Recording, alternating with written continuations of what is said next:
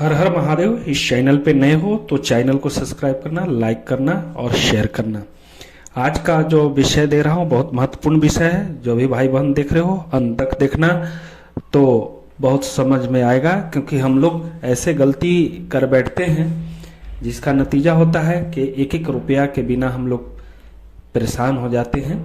तो ऐसा गलती न हो, क्योंकि हम जो आज बताने जा रहे हैं ये बहुत महत्वपूर्ण विषय है। इस विषय पे आप गौर से सुनना। अगर नए हो तो चैनल को सब्सक्राइब करना।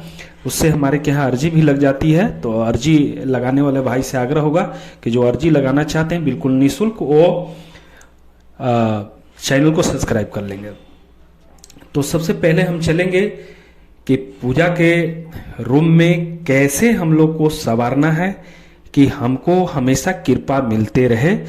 और पूजा के रूप में जो हम लोग दीपक जलाते हैं वो धातु को होता है, या तो पीतल का होता है, या तो तांबे का होता है, या तो अष्ट धातु का होता है।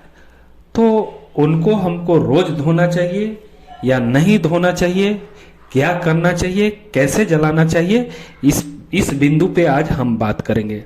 अगर कोई भी भाई बहन मंदिर में अगर दीपक, घंटी, शंख ये सब रखे हो तो इसका प्रयोग कैसे करना चाहिए, उससे हमारे घर में लक्ष्मी कैसे अधिक से अधिक आए, उस बिंदु पे आज हम आप सभी भाई बहनों से मैं बात कर रहा हूं। तो एक एक बात को और वीडियो को गौर पूर्वक सुनना और चैनल को सब्सक्राइब करना। और अगर वीडियो देख रहे हो तो अंत तक देखना, तो ज्यादा समझ में आएगा और उससे कृपा भी ज्यादा मिलेगा। जो भी भाई बहन अगर सुन रहे हो तो पूरे अंत तक सुनना। तो पहला सबसे दीपक, अगर दीपक आप पीतल को लगाते हो तो बहुत शुभ माना जाता है। ऐसे तो मिट्टी का दीपक सबसे शुभ में गिनती होता है, लेकिन मिट्टी का दीपक एक दिन में एक ही लगेगा, उसको हम दोबारा प्रयोग में नहीं ला सकते हैं। तो इसलिए हम लोग पीतल का दीपक जलाते हैं। पीतल के दीपक हम लोग को प्रत्येक दिन धोना चाहिए। वो भी कैसे धोना चाहिए, मिट्टी से धोना चाहिए, या तो सर्फ से धोना चाहिए, या तो किसी चीज से भी धोना चाहिए।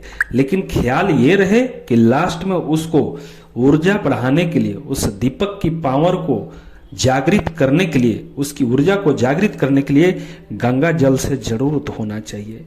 क्योंकि अगर मिट्टी से धोते हो तो मिट्टी तो बहुत शुद्ध है, लेकिन जहां हम लोग डिटर्जेंट पाउडर का प्रयोग करते हैं तो अशुद्धता आ जाती है।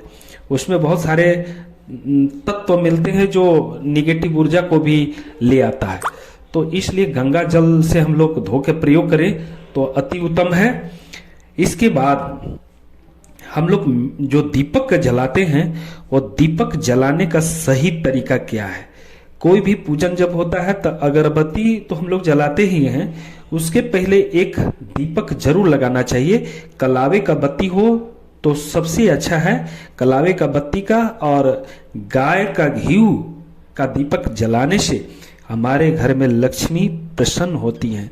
क्योंकि लक्ष्मी का रूप जो होता है वो तीन तरह का रूप होता है। एक तो रूप होता है आपके घर में अन्नपूर्णा के रूप में कार्य करती हैं, दूसरा का लक्ष्मी के रूप में कार्य करती हैं, और तीसरा का काली के रूप में कार्य करती हैं, दुर्गा के रूप में कार्य करती हैं।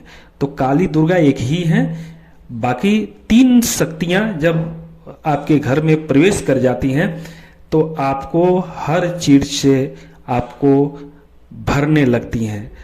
लक्ष्मी माता धन से भरने लगती है, अन्नपूर्णा माता अन्न से भरने लगती हैं, और आपके शरीर में शक्ति देने का काम दुर्गा माता और काली माता का होता है। ताकि आप कोई भी बिजनेस कर रहे हैं तो आपकी क्षमता बढ़ा रहे, आप कार्य करने की आपके अंदर स्टेमिना ज्यादा रहे, तो वो श्रेय काली माता और दुर्गा माता का जाता है।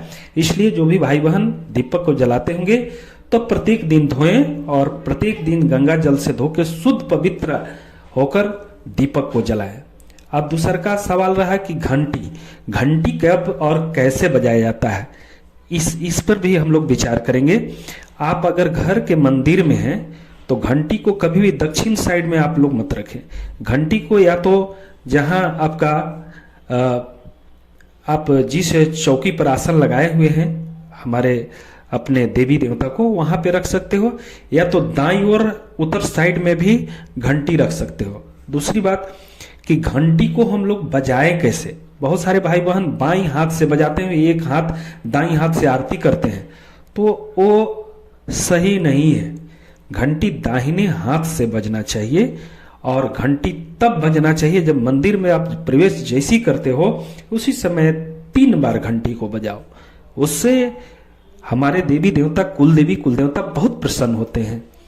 ऐसा करने से आपको बहुत ही लाभ होगा। अब क्या है कि घंटी के बाद हम लोग का आता है कि हम लोग पूजन कैसे करें। भाई पूजन अगर सही ढंग से नहीं करेंगे तो कृपा बहुत अच्छा नहीं मिल पाता है। पूजन का विधि विधान है। देखो पूजन जो है षोडोपचार 16 प्रकार से पूजन होता है, या तो पंचोपचार पूजन होता है। आप अगर बहुत जल्दी में हो, जल्दी पूजा कर लेना चाहते हो तो पंचोपचार पूजन करना चाहिए, और थोड़ा आपके पास अगर आधा घंटा 1 घंटा समय है तो षोडोपचार पूजन करना चाहिए। तो षोडोपचार पूजन करने का विधि क्या है उसको हम लास्ट में बताएंगे। अगर नए हो तो चैनल को सब्सक्राइब करना और इस वीडियो पर बने रहना। आगे हम शंख की बात बताएंगे कि शंख कब बजाना चाहिए। शंख का मान्यता है कि अगर शंख आप मंदिर में या तो घर में आरती के समय बजाते हैं तो आपके घर से निगेटिव जो ऊर्जाएं हैं आपके घर को छोड़कर कोसों भाग जाते हैं, क्योंकि वो ध्वनि में इतनी बड़ी प्रबल तरंग होता है कि वो सहन नहीं कर पाते हैं। इसलिए शंख बजाने का उत्तम समय आरती का समय आप शंख को बजाइए। हाँ, एक चीज और मैं बता रहा हूं कि शंख जो है रात्रि में न बजाए तो अच्छा है, सुबह में ही एक ही बार शंख बजाएं, और कोशिश करें कि थोड़ा 3 बार बजाएं। अगर शंख बजाते हैं तो 3 बार बजाएं और पूरी जोर से बजाएं, ताकि पूरे वातावरण वहां पे पॉजिटिव वातावरण हो सके और आपको ऊर्जा अधिक से अधिक मिल सके। दूसरी बात, पूजा में जो फूल रखते हो वो फूल कभी भी माता रानी को या तो महादेव को या तो हनुमान जी को मुरझाया हो फूल कभी मत चढ़ाना। उससे आपके जीवन पे एक असर पड़ जाता है, आपके जीवन भी मुरझाने लगता है। इसलिए भाई बहनों, अगर मेरी वीडियो को सुन रहे हो तो एक एक चीज मैं रिसर्च वाला बात मैं बोल रहा हूं, मैं वेद पुराण से बोल रहा हूं, क्योंकि मैं पूरे कर्म कांड कराता हूं। इसलिए भाई बहन अगर सुन रहे हो तो जो भी मैं आपको दे रहा हूं एक एक करके निचोड़ करके दे रहा हूं, ताकि आपको कहीं से पूजा में विघ्न न हो, बाधा न हो, आपके घर में सही तरीके से माता रानी वास करें, आपके दिन दुगना रात चौगुना आपके पूजा में बढ़ोतरी हो, आपके घर में धन्य धान से पूर्ति हो। बहुत बहुत धन्यवाद।